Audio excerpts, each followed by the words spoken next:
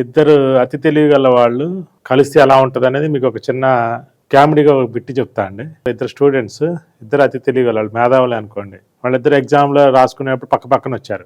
ఈడు చూస్తాడని వాడు చూస్తాడని పేపర్లో ఇద్దరు రాయకుండా ఆలోచిస్తూ ఉంటారు. ఈడు రాస్తే వాడు చూసి రాస్తాడు, వాడు చూస్తే ఈడు చూసి రాస్తాడని ఒక అరగంట సేపు రాయకుండా అటు ఇటు తచ్చట్లాడుతూ ఉంటారు. ఇంకొద్దిసేపు చూసినాక ఇద్దరు అనుకుంటారు, అబ్బో ఇంకా ఈడు రాసేయట్లేదు, మనం వీడి చేత తప్పు రాపించాలని చెప్పి వీడన్నీ తప్పులు రాయటం మొదలు పెడతాడు. వీడు ఎప్పుడే తప్పులన్నీ రాస్తాడో ఈ తప్పులు చూసి వాడు రాసే తప్పులన్నీ చూసి ఇద్దరు ఒకళ్ళు రాసుకుంటారు. చివరిలో మార్చుకుందాం, నిజం ఆన్సర్ తెలిసినా కూడా రాయకుండా అబద్ధం ఆన్సర్ రాసుకుంటారు.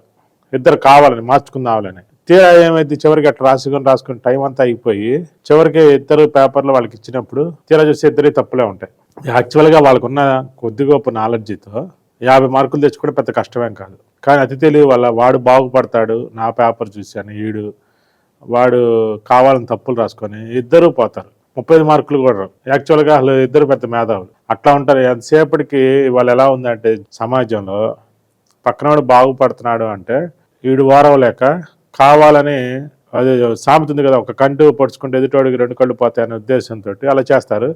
తీరా చూస్తే ఇప్పుడు ఏమవుతుందంటే వాడికి 2 కళ్ళు పోతుంది, వీడికి 2 కళ్ళు పోతాయి. అది జరుగుతుంది. అందుకని సమాజానికి ఎంతో కొంత సర్వీస్ మైండెడ్ ఉన్న వాళ్ళే ఈ లోకంలో పైకి వస్తారు, సందేహం లేదు.